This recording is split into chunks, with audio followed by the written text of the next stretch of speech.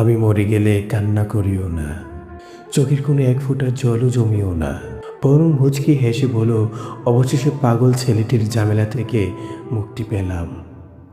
যে ছেলেটি অকারণেই ভালোবাসতো, যে ছেলেটা একটু মনোযোগ পেলেই বাঁচতে চাইতো, যে ছেলেটা নিজের কষ্ট লুকিয়ে সবাইকে হাসাতে গিয়ে নিজে হারিয়ে যেত, তার চলে যাওয়া নিশ্চয়ই হালকা লাগবে তোমার।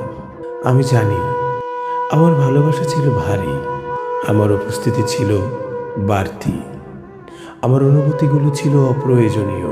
তাই তো বলছি, আফসোস করো না।